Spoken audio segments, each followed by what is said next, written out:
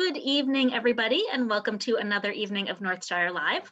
For those of you who don't know me, I'm Rachel Person. I'm the event manager for Northshire Bookstore in Saratoga Springs, New York, here with my wonderful friend and colleague, David Wood, from Northshire Bookstore in Manchester, Vermont.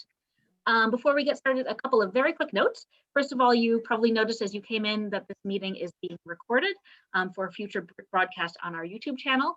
However, fear not, we have the settings arranged so that it is only recording those of us who are unmuted and speaking. So you will not be part of the recording and you will not show up on YouTube. You don't need to worry about that if you choose to have your camera on, which you may if you like. In light of that, please use the chat throughout the evening to pose any questions that you have. We will store up audience questions and ask them for you at the end of the evening. So make liberal use of that chat. And then last but not least, before David introduced our guest this evening, we wanted to say thank you. It's been a long and hard year plus in the world of small businesses. And Northshire really owes its continued existence in both of our locations to the incredible support of our customers, both throughout this past year and ongoing. We couldn't do this and other events like it without you, and we are deeply grateful for that support and for you being here with us tonight. Thanks so much, Rachel. Tonight, Northshire is delighted to host Camille Aubray for her new novel, The Godmothers. Camille's first novel, Cooking for Picasso, was not only a Northshire staff pick, but also People Magazine's People Picks, the best new books, and an Indie Next reading groups list. She's been an Edward Albee Foundation Fellowship winner and a writer in residence at the Caroli Foundation in the south of France. Her latest novel, The Godmothers, pitched as Elena Ferrante meets Big Little Lies, has been named a most anticipated novel of the summer by Newsweek, BuzzFeed, and Veranda. Reviewers have already said that this is historical fiction at its best, bringing along thrilling scenes, passionate love affairs, and a bounty of secrets. And we are lucky to be joined by Kirby Beaton, a writer, editor, strategist, and book reviewer at BuzzFeed, and who has amassed, and get this, over 12.5 million views. Mind-boggling.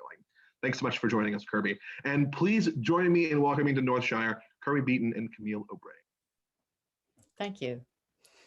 Hi, everyone. Thank you so much for that lovely introduction. I'm really excited to be here. Me too. I'm Camille Aubray, and Kirby, thank you for coming here and helping me launch my novel. Thank you, and congratulations. Yesterday was launch day, so hopefully everything went well. It did. Shall we dive in? I have a bunch of questions I'm dying to ask you. Okay. So first of all, I'd love to know just what draws you to historical fiction? Why this genre? You know, I think I like the idea of looking at the rich, the famous, the talented, but from the perspective of the people who just bump into them instead of doing their perspective. And I think that gives us a view of a different time period in a way that you don't get in the history books. And it also reflects back on who we are now, too. I think that, I'm interested in fame. I'm interested in, the big movers and the shakers, but I'm more interested in how they affect our lives. And I think we can see that reflected in the fictional characters that I create. So I love combining the two.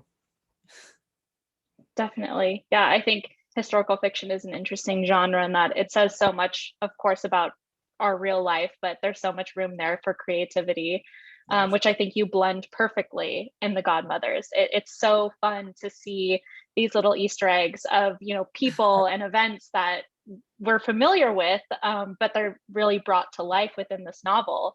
But I'm curious also if there are any people or events within the novel that maybe readers would be surprised are based on real people or events. Well, you know that the five families, the heads of the five families, the big mobsters, they show up. So I don't know if people expect them to show up in quite the context that they do. I think that there's a little cameo by Vic Damone that I think is rather unexpected and interesting too. So, I think it has more to do with the timing and the way, that we know about these events, the things that happened in their lives. But I think that when you time them out with the events of my fictional characters, then you start to see the effects, the reverberations. The fictional characters are fictional. There is a character named Philomena who has an affinity for numbers. So I did have an Aunt Rose who was like that, who could add up these, long columns of figures just in her head and just snap, give you an answer. But that's about as close as it gets to being based on anybody.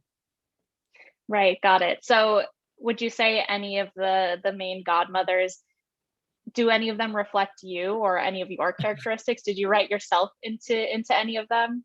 Oh, I don't think so, but I do feel for all of them. I do. There are shifting feelings about them, and I found that they sort of asserted themselves at certain moments that surprised me, you know. So it shifts between the four of them. You have Philomena, you have Lucy, who's the nurse who came from Ireland. Patrina is the one who was born into the family, and she is the Barnard graduate, so she has a different take on things. And then you have the French girl from upstate New York. So I think that um, I think that part of yourself always emerges in these people, but it's not autobiographical. I don't really like to write autobiographical fiction, so that's not my thing. Right. Yeah, that was one of my favorite parts about reading the book is a lot of the chapters are from the point of view of the different women. And so you really get their perspective, you get their backstory and their inner thoughts, and you just get to dive so deep into their brains. Yes. Did you have a favorite point of view to write from? I think that Philomena emerges as the sort of center of the family. She takes the place, when there's a void, she fills it in and she becomes the one who's really steering the ship much of the time. But then of course all of the other godmothers step forward at certain key times where it's necessary. So no, I don't think I had a favorite. I just felt as if I were following them and I understood their personalities so well that I knew which one would do a certain thing a certain way at a certain time when it was needed. Right. Thinking about historical fiction as a genre, World War II is, a fairly common setting Yes. within the genre. But I think what's interesting is this book takes place during that time period, but isn't, there are mentions to the war, of course, and there are characters that are more directly involved than others, but it's, mostly set here at home. It talks about the people who are left behind during Right. the war. What was the inspiration behind this? What made you drawn to writing about not only this time period, but this specific circumstance? Well, I had worked in New York City for a time because I worked in publishing.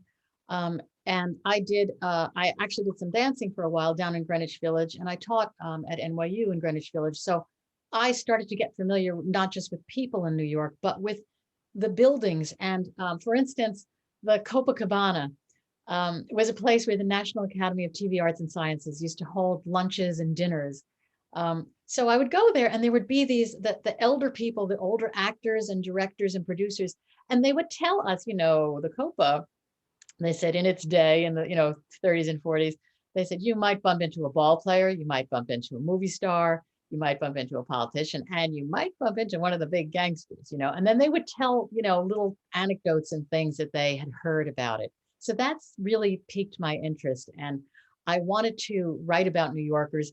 There's just, that time period is still clinging to a lot of those old buildings like, Bergdorf Goodman's or the Plaza.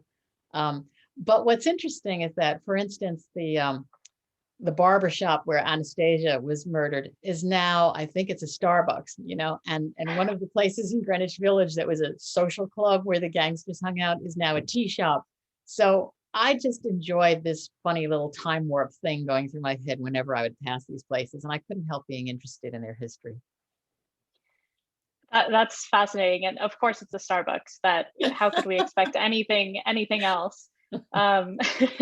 When you were in the process of writing the book or thinking about the book, did you visit New York and actually walk around and sort of Oh yes. refamiliarize yourself with the locations? Oh yes, because I really wanted to get a feel of where the family that I write about, the godmothers and their family, live in Greenwich Village in a very elegant set of townhouses. So I wanted to really visualize it and feel the way it felt.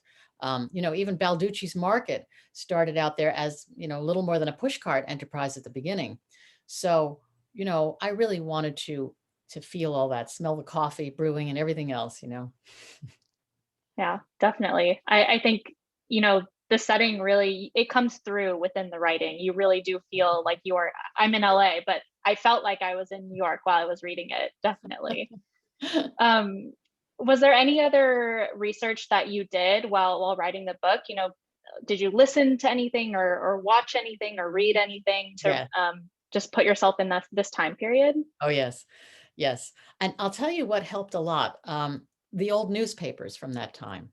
You could read in all the biographies and the histories about what had happened to a lot of these guys, how they met their end, or what, the betrayals and all that. But when you read about it in the newspapers, now sometimes the reporters got some of the details wrong, but they quoted people, when somebody tried to assassinate Frank Costello, they quoted the cab driver saying he gave me this big tip for a small fare, because he wanted to keep it quiet, even though he was the intended victim, he survived, but he wanted to, he knew, not to speak about it too much. So there were little things like that, and, who was in the barber shop at the time that Anastasia was executed. So that helped me think about what my characters were going to, where they'd be and who, what kind of characters were there. So yeah, that was great. And then of course, there's the Godfather movie, which I revisited, which, was beautifully done. But somewhere along the way, I found a quote from Mario Puzo, who wrote the novel.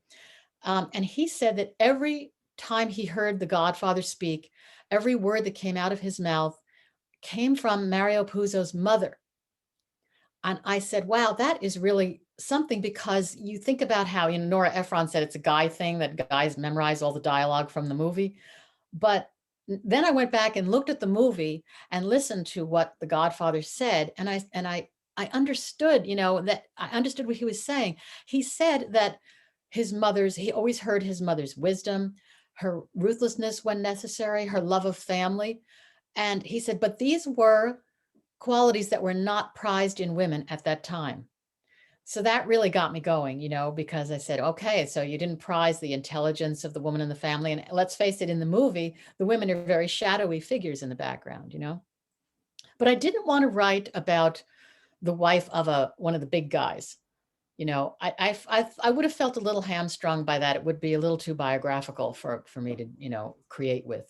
And I tried to be really faithful to the historical characters. I don't want to take too many liberties with them. My previous book about Picasso, I really wanted to be true to Picasso, so that even though he didn't meet my characters, this is how he would have responded in a given situation with given people. And I did the same thing with the historical characters in this book. I wanted to be very, faithful to who they were.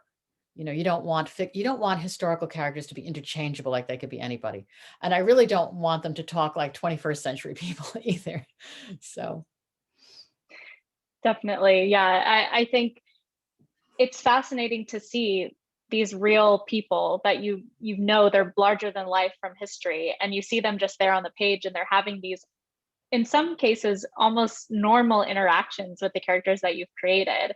And I can't imagine what it's like to create, dialogue for a real person who just has this, legacy behind them. Was it difficult to get into their heads of these people that you're writing about? Surprisingly, it was not. If you're talking specifically about the gangsters, they were such lively, colorful characters, and they had their ways of talking about things, but they had rules, and they were businessmen at heart in their own way. So I didn't really have a problem talking, getting their voices, but I do have a script writing background, so that's a good way to learn how to write, because you can't say, and then he had this look on his face and he had blonde hair or this or that. You don't have the narrative. You just have to show the person, and their personality has to come out in their speaking. So that was pretty good training for me. But early on, I interviewed, I scored an exclusive interview with Woody Allen at a time when he was not talking to the public. And after I had asked him all the questions about his movie, I told him that I wanted to write, and we had a discussion about that. And he said, well, if you want to be a writer, you have to do either of two things. Either you have to be a director so that you can control what happens to your script. if you want to be a screenwriter or be a novelist, but you want to maintain control of what you're doing. And he said, you won't get that as just a script writer. You need to have a little more power than that. So that was actually kind of helpful, because as much as I'd done a little directing, I knew that it wasn't something that I wanted to, pursue further. And I guess having grown up loving reading novels and books, I knew that that's where my heart really was. But I must say the script writing was good training. It was helpful. And the other thing is, with script writing, you have to meet a deadline. It doesn't matter if somebody's sick, if your dog runs away or whatever, you have to get that script done. And that was good training too, because then you don't procrastinate. You can't just be an artist and, take your sweet time. You just had to get Right. Or at least not one that gets published. Right. Right. Speaking to having sort of the power over what you create, was there anything in the book that got cut? I cut things as I go along. I do, I do quite a lot of revision, but at that point it's a pleasure because the thing exists, and I like going in there and seeing, hey, I kind of said that before. I have this thing, like I try not to do the same thing twice, I wouldn't do that even. I noticed that even in movies, if they do the same kind of a scene twice, it sort of steals the thunder of one of them. So I don't mind, cutting things out. But when it got to my editor, no, she was really great. And she actually said, we were on a video together. She said, I realized I just have to stay out of her way and just let her, do her thing. So that worked out really well. They give you suggestions, or they say, I'm not sure what that is, or, and that's helpful. But I didn't really have any, serious surgery going on there once I'd sent it to them. But I really do polish things before I send it to people, even before it gets to my agent, so. Right. Yeah. So it was a fairly seamless process. No, Yeah. no killing your darlings or anything like that here. No, I know they tell authors to kill your darlings, and I understand what that means, but I don't really like that metaphor, Maybe it just sounds like infanticide to me. I just don't like it. But I know, I understand what they're trying to tell students, but I think there's another way to look at it. I just think it's like alchemy, and you have to keep doing the same process again and again, and until you so that you're just left with the gold and you don't have all the other stuff around it. And with computers, it's there's no excuse really not to be able to go back in and do some tweaking, Right. I mean, at certain points you have to stop. I guess you never really feel like it's completely finished, Definitely. Yeah. It always feels like there's work to be done. Sure. Did you feel that the writing process for writing this book was different than your last? Well, I think I'm getting the hang of it more, so therefore I could say it's a little bit easier, but it's not really easy, In fact, the more you know about it, the more severe you are with yourself. Don't do that, or I can't believe I used that word twice in the same paragraph. I mean, that drives me crazy. So, things like that, But I thought that this was amazingly organic to write. I didn't, because I felt I was wading into territory that, initially I didn't really know a great deal about, but somehow I just felt as if I saw these people. I just saw them, moving around and doing things. So that was good. Right. They were were the characters already sort of created in your head before you even started writing the novel? Like, what was that the first thing that popped into your head? Yeah. I guess it had to do, well, there were a couple of things. One, as I mentioned, was the Mario Puzo quote. I mean, that really, sometimes you just hear something that sort of sets you on fire, and really gets you going and thinking. But there was something else, Elena Ferranti, as we mentioned, with my brilliant friend, the brilliant character, Lila. I had thought about her and how she ended up. And I remember that there was a scene in the first book where there was a female loan shark who was murdered. And she had this book of the debts and everything of people. And I couldn't help thinking that, boy, what would have happened if the brilliant one took over that book, and she was a much more compassionate character. She was someone who cared about the people in the neighborhood. And so that helped me too, because my character, Philomena, through a series of incidents, finds herself with, you know, a certain responsibility that really is a pivotal point, you know, throughout. And so that was kind of an interesting, I think everything is sort of like spokes in a wheel, you know, of inspiration. And then it comes together in that point in the center. And then that's where the novel is. Yeah, it all trickles down into that. Yeah, That's it's amazing. just different directions, you know, from the north, from the east, but it comes together in that point. And I think it was Joseph Campbell who said that the wheel's going around, but the point in the middle stays where it is the whole time.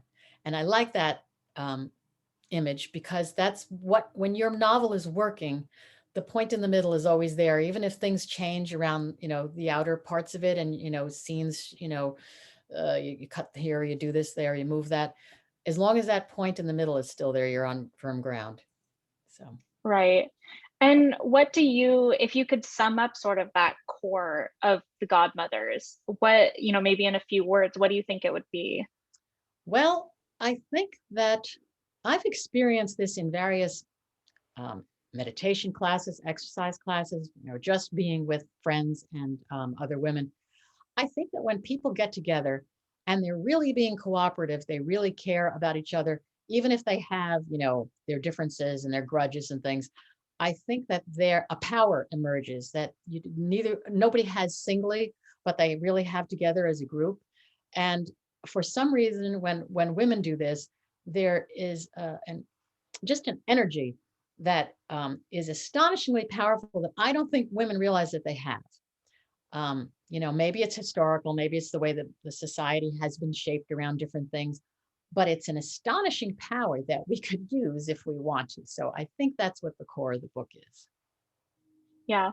I think that's completely threaded throughout the book is the power of women, especially coming together. You know, the bond between the Godmothers is is truly crucial to the story. Right. And one of the things I enjoyed most about the book and the characters is that the women are very complicated. You know, they're complex. They're not perfect by any means. They have flaws. They have secrets, of course. You know, insecurities.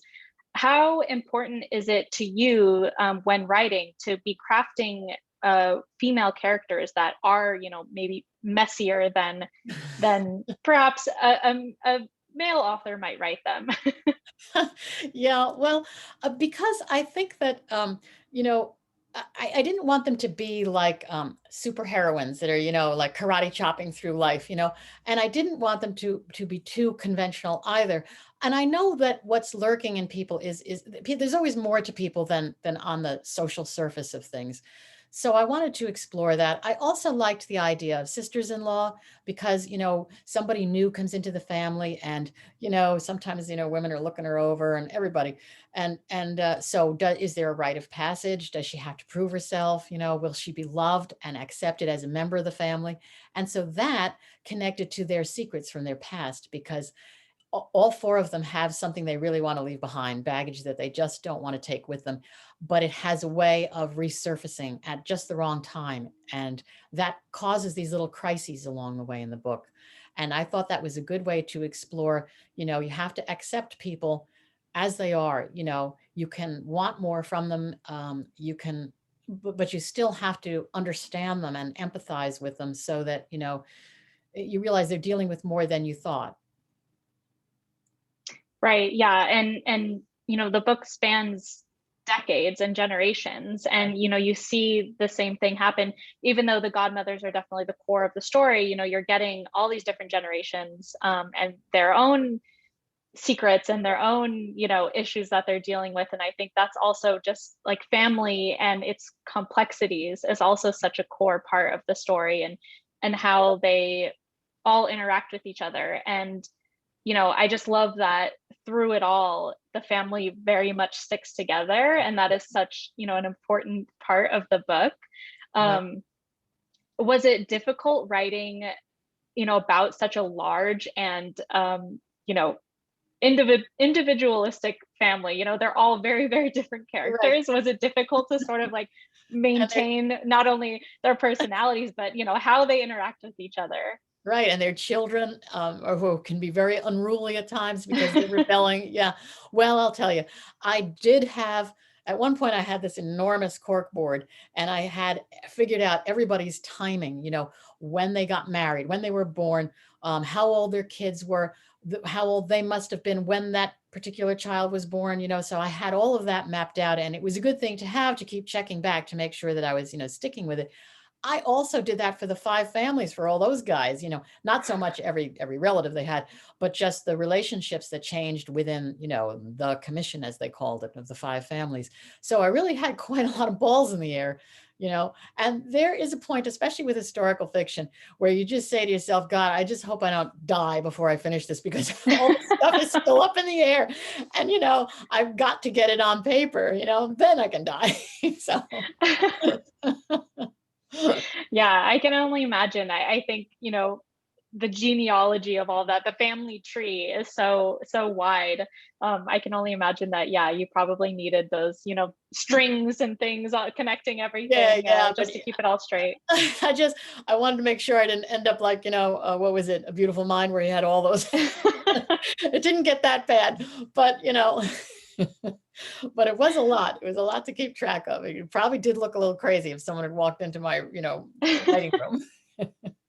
Yeah, but I think, that's part of the madness of writing, is you kind of have to get into the weeds a little bit, and then you come out the other side with a beautiful finished book. Yeah, thank you. Well, I try to tell people, because sometimes people who are in the process of just writing their first, book, and I try to explain to them that with historical fiction, you need to have this mountain of research for your own confidence, and so that what people would do or say. But in the novel, it's like the tip of the iceberg. You should only see, what's necessary, and you have the support of everything else that's underneath, but it's underwater. It's not something that, so you have to give yourself a little time, a little breather, to catch your breath and then write. I think that sometimes people try to write too soon, and then it becomes what they call an info dump, where there's too much, research in there, and you don't want to do that. You still want it to be fiction. You want energy, and you want a story. Right. No, that makes complete sense. And I think that's great writing advice in general. Is there any writing advice that you've gotten that, is maybe your favorite, or the one that impacted you the most? Yes. Margaret Atwood was my mentor. And I tell people, it's funny, because the thing that I remember first about what she said is, drink more water. She said, writers are concentrating and they don't pay attention, and she meant when you're on tour, but when you're writing too, drink more water. And at the time it sounded funny, but she meant it too.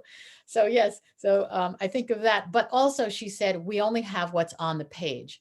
You'll have a lot of stuff in your head, about what you think and what you feel about all. But if you don't get that onto the page and into the novel, then you're not sharing it with the reader, and you really have to. So in the end, you may have all these great ideas, but all you have is what's on the page. So make sure what's there is what you want to be there, Right. So you really need to be looking at your writing through the lens of the reader, and, what are they seeing without all of the context and all of the research that you've done. Right. And you're thinking, I think of one reader, like when they tell you if you're making a big speech in an auditorium, you should talk as if you're speaking to one person, not a crowd. Well, the same is true when you're writing for a reader. But I would say, don't think about the reader while you're writing, at least not that first draft. You have to really be in the story. I mean, I really feel like I'm there when I'm, doing that, working on it. And I can't think of the reader at that point. It has to be later when you're polishing, and, you look at it from the point of view of somebody who, is just coming to that, and that's all they see, And in that regard, the agent and the editor is really essential, because that's somebody who is reading it for the first time, and they tell you what they see and what they don't see. So. Right. Yeah. Those fresh eyes are right. crucial. Right. Anybody in your family who can stand to read your book more than once, and if they do, bless them, you cherish them, because, nobody wants to read like a rough draft, it's very annoying. And so you shouldn't be surprised if people say to you, what does that mean? Because it's too rough. So. Right. I can't help but notice the poster behind you of the cover. And that was one of the things that drew me to the book is, I know they say don't judge a book by its cover, but it's kind of hard not to. And sometimes, you see a really beautiful cover like that, and it intrigues you. And, throughout reading, I was really curious if the woman on the cover was meant to be a specific character from the book. And I don't know if that played a part in, I don't know if you had a hand in the designing of the cover, but I would love to know if there's any backstory there. Well, we talked about the cover a lot, because bless them, William Morrow, they just kept going through different things saying, we're going to get this the way everybody wants it to be, So we started out with like having the 4 figures because there were 4 godmothers, but it was just a little too, it just, wasn't working that way. So we've talked about who that woman is, and some people said it was Petrina, some people said it was Philomena. So it could have been any of them, I think. But what I like is that if you look closely in the area that's the dark area, it's not all black. There's a face like someone sitting at a table, and there's I think there's like an open door behind it, and there's like a shadowy figure. So it looks to me as if it's one of the restaurants that the stories take place in.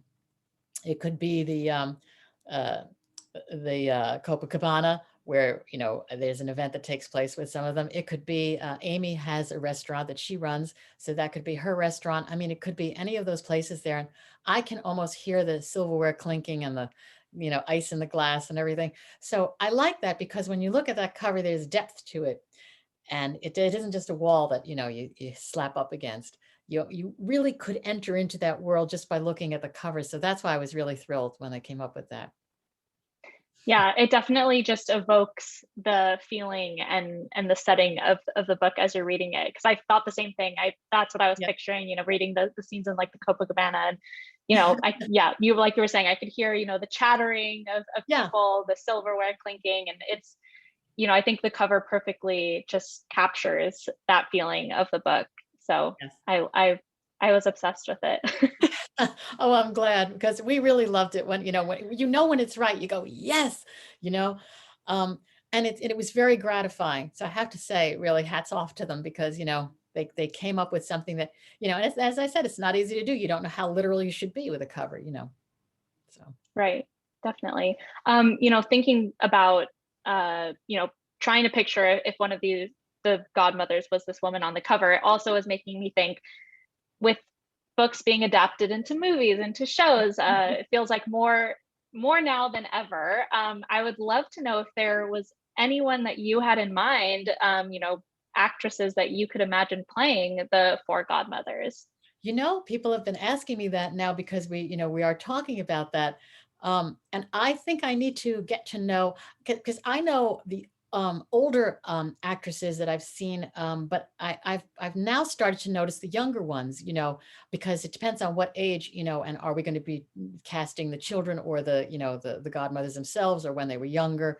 So there are a lot of interesting actresses out there, I think, and actors for the husbands, because I think the husbands are very lively characters too, the men in the family. But for some reason, I keep thinking of Marissa Tomei, it's fitting in there somewhere, I'm not sure which character she'd play, but somehow I just sort of picture her in there. So, we'll see who's interested. Yeah, no, definitely. I think it's always a fun game I like to play when I'm reading a book, is kind of trying to imagine, okay, if this is turned into a movie, who could I picture? And sometimes it's easier than others, but I think, Marissa Tomei, I could definitely see. That's a great casting choice. Is there somebody that that you think would be good? It was one of those books where I actually was having trouble. And I think sometimes if the writing kind of describes the characters really well, I actually think then it's harder to think of someone, because usually I have to think of an actor to replace the character, because there's just not enough to go off of. So I need something to picture in my head. But I think for this one, I really could picture each of the 4 women very distinctly in my mind, which, just made it all the more enjoyable to read. So would you be interested if it were to be adapted? Would you think a movie or a show, or have you thought about it much? Yeah, we have been talking about that a bit, and the debate is always, well, should this just be a movie, or should it be like a limited series? And I'm starting to see the wisdom of the series, because it's more like a novel. There are chapters, and you can develop all of the little storylines instead of having to cut them out just to make it an hour and a half, So We haven't arrived at decisions yet. I think there's still going to be more meetings about this, but I can see the value of having that much room. Right. Definitely. Yeah. I think, the comparison to Big Little Lies is, I think, such a good one, because then you have that also the show to go along with the book. And I feel like the limited series, I know they did the second season of Big Little Lies, but Yeah, the first season that's based true. on the book, I feel like is such a good comparison, I think, to this. I could imagine them doing a very similar setup there with the Well, Godmothers. we'll have to tell Reese and Nicole that maybe they could be one of the, and we'll figure out which godmother they could be. Definitely, yeah. No, I mean, you think Reese could do a French accent? Well, let's see. For some reason, because somebody mentioned her, I thought that she would be great for Lucy. But then I said, well, she could, and then I thought, well, maybe Nicole could be Patrina, so that's interesting. Yeah. No, it definitely is. Cool. I guess thinking almost beyond the book, what would you suggest someone who just finished The Godmothers? Is there a book that you'd suggest they pick up next? Oh, you mean, let's see, other things to read. Well, I just recently had a conversation with Fiona Davis, and she has a book out in paperback now.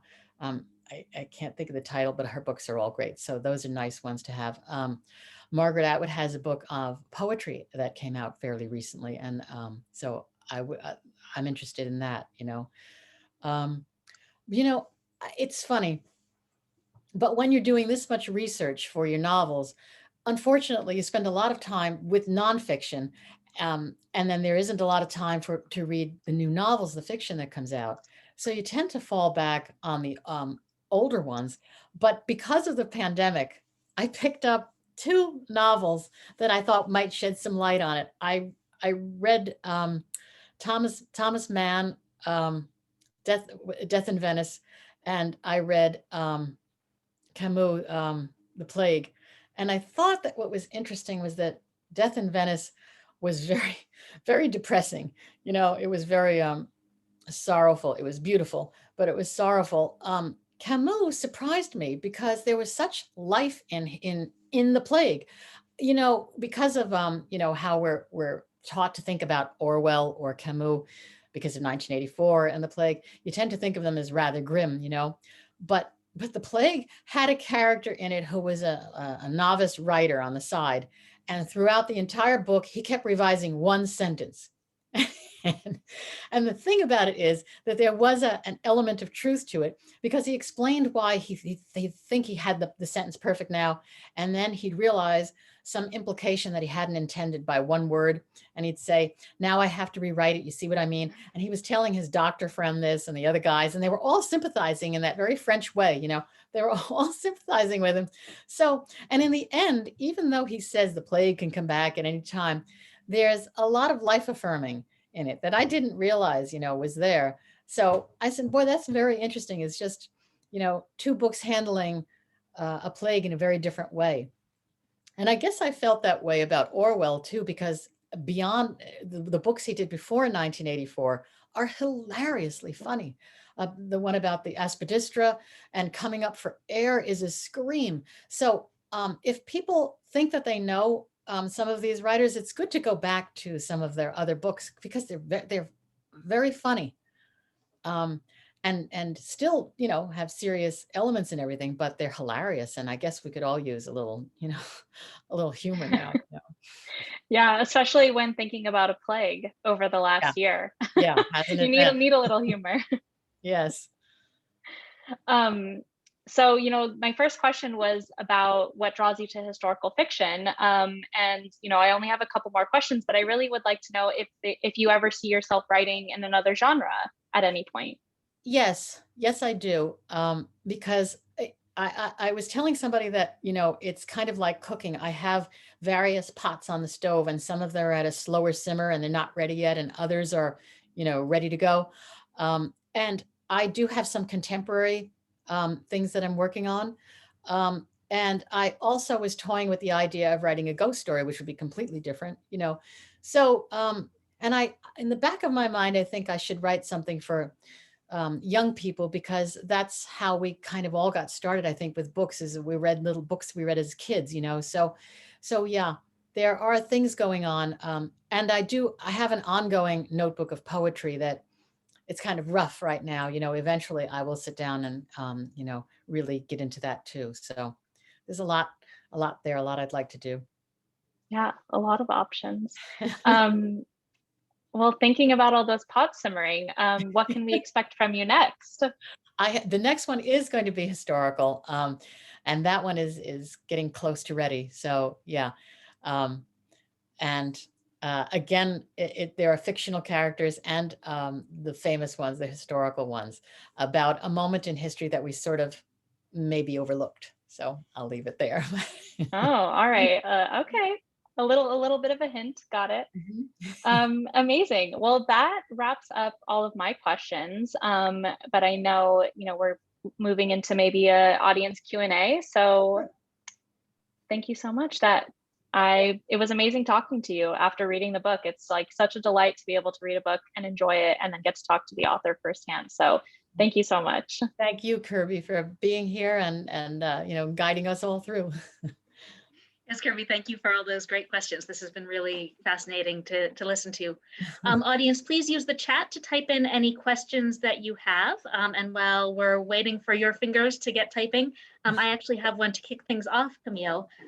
You mentioned way back a while ago that you really try to make dialogue that doesn't sound anachronistic. And I wondered if you could give some examples of how you go about that, because that has always seemed to me like one of the really big challenges in writing historical fiction. Well, there's two things. You don't want them to sound, if they sound too much like their time, that people might not understand what you're talking about in contemporary, readers.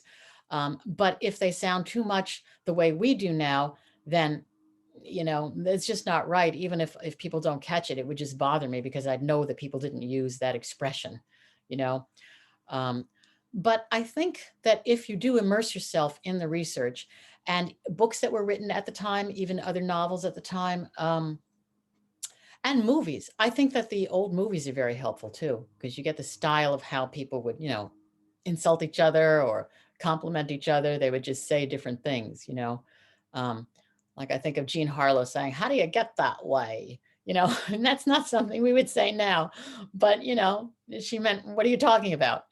So, that stuff, I guess I just have kind of an ear for it. It sticks with me. So it's already kind of embedded in there. And then it comes out. And sometimes it surprises me when I type it in and I say, "Oh yeah," but I do seem to retain that stuff, so. So we have a question from RM asking, is The Godmothers a good book for book clubs? And if so, why? Well, they tell me that it is. As a matter of fact, William Morrow just put together a lovely book club kit for book clubs. And they asked me to contribute different things to it, which surprised me. For instance, they said, "Would you contribute a playlist?"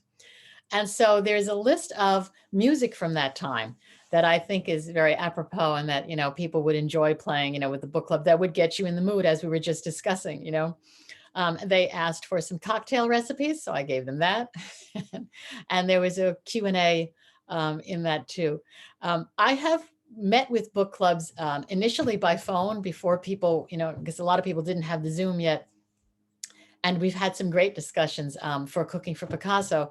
So I understand what book clubs, need. What they need a certain amount of meat on the bone. They need to know that there are things that are worth continuing the conversation about. And I think because the four characters are so vivid and they are so, they could have gone in many different directions. I think that people relate to them in different ways. And so if, the different people in your book club may have a stronger feeling for one character or for another. So, and then of course there's the story. I do like to give people surprise twists, and there are those. So I think that book clubs will enjoy that too. Thanks so much. You had said you talked about script writing earlier. Can you tell us a little bit about how script writing sort of prepared you for writing a novel, and what are some of the similarities and the differences of writing for both in both media? Yes, even though you do a certain amount of, the scene is the exterior of this or the interior of that, the first thing they tell you in script writing is don't spend a lot of time describing the set because that's the director's business, and just give them an idea of what you need there. So you do learn to focus on how people communicate with each other. Now, part of that does involve a certain amount of stage direction, about how I had a script once that someone really liked because I had said that a doctor was speaking to someone and it said with professional soothing. And he said he liked that phrase because it meant that the implications of what the doctor, how much sympathy the doctor had for the person, how much he could have as a professional. But, it was just, they liked that because it gave the actor something to work with. And having spoken with actors, they need for a progression with the dialogue. They need for things to move forward. So you don't want to make them say the same thing just, in a couple of different ways. You want things to progress, to give them, that helps them to remember the dialogue, for instance. So I think that the script writing helps develop the storyline too, the dialogue. And you learn that as you're doing it, especially if you're getting feedback from actors, because, they may say, but I don't know why I'm doing that, or, and so then you realize, you have to let the motivation be clear. Now, of course, when people talk to each other, they don't always say what they mean. They don't say things directly. They are nuanced. And then you pay attention to the ways that, if you're listening to someone and they're saying something, you're picking up other vibrations too. And so how do you do that? What is it that they did that made you see how they felt? Did someone's lip tremble? Did someone's eyes fill with tears that they blinked away quickly because they were hiding them? So it really comes down to being a student of human nature, one way or the other, no matter what you're doing. You really have to watch people. And I think Laurence Olivier said that he used to watch people on the bus, and he used to tell other actors, just watch people on the bus, because those are people who are not being watched. They're not on camera like politicians, or famous people who know how to, project what they want to project. But he said, watch how they're moving and how do they communicate, whether they feel sad or whether they feel happy. It's body language too. So. That's really interesting. Thank you. Kim asked a question here and actually has very lovely praise also for your work. She says, I loved cooking with Picasso and I'm on chapter 5 in The Godmothers. I love the development of your characters. It draws the reader right in right away. How long did it take you to complete each of these books? Well, cooking for Picasso for some reason took longer, I guess because I was exploring all the artwork and all of the cooking and the recipes and things, I really tried to cook everything that I put into that book, and there were quite a few meals in that book, but I drew the line in the coq au vin. I did not use rooster blood. That's it. I couldn't go that far. So that took a little longer. That one, I guess it's hard to tell when the writing began and when the research ended and all that, but I would say that cooking for Picasso probably took 3 years. Whereas The Godmothers, even though I had a lot of the research, maybe because I was familiar with New York and the time period was, another century, but it just felt closer than, Picasso's time period. So maybe that made it a little easier. So I would say that took about 1.5 years. Now, I'm not calculating in working with an editor or an agent. That extends, to more time. So one thing that I often wonder with historical fiction authors in particular is how you know when to cut yourself off from the research. I mean, you were just talking about cooking all of the recipes and cooking for Picasso. Like it's endless what you could do in research, but obviously at some point you need to say, okay, I'm done. It's time to focus on the writing and then just fill in. How do you figure out that balance for yourself? Well, I guess it's an instinct, because at a certain point you feel sort of sated, like you're full. You've got it all. You've absorbed as much as you can. Now, sometimes you just go away and you come back and and also in the process of writing, you're still going to go back. So you try your best to keep really readable notes, and try to keep your filing system straight, because you are going to wish that you'd remember to write down some page in a biography or something of where, just so you get the facts right. So you're going to go back to the research. But I think that especially if you have fictional characters, as I do, along with the historical ones, you feel that it's time. It's like maybe a plane about to take off. You know it's time for takeoff, and you want to get going. Thank you. That's fabulous. Yeah. Sorry. Oh, Go I've ahead, got Robin. another question for you, Camille. And what is the sort of the most interesting thing you've learned in your research that didn't make it into the book? Oh, well, let's see. Well, for instance, I am told that Marlon Brando was channeling the Frank Costello when he did that voice, you know, that raspy voice, because Frank Costello had that kind of a voice. Um, so he was channeling a lot of that. And I think that they also used Frank Costello being the person who was trying to have the most normal life out of all of these heads of the five families, in the sense that he was very connected to politicians and to, you know, other celebrities, and he lived in the Majestic, and he knew Walter Winchell, you know, the columnist and all that. So I think that that's what they were using in The Godfather when they talked about how they didn't want to get into the drugs. And what I learned about that is that really prohibition was one thing. Most people thought that that was kind of a silly law anyway. But once it got into narcotics, that was more dangerous. Apart from just the narcotics themselves, the Senate and the politicians finally woke up, and they were imposing much stiffer sentences if you were arrested for that. And so therefore that meant that if any of their underlings, any of their soldiers or whatever got arrested, they might be more inclined to inform against the bosses than they would have, you know, in the days of just, you know, gambling and prohibition and all that. So that sort of spelled the beginning of the end for the five families, especially in the 1970s. But my book doesn't go up that far, so that kind of research didn't make it in. So I've been very curious this whole time. The this is a subject where there are a lot of stereotypes in popular culture. There's a lot of, popular culture has decided this is a thing that happened one way. Were there any things in your brain that you almost had to rewrite, to overwrite as you were doing this, to get away from those stereotypes and make something that would feel really authentic?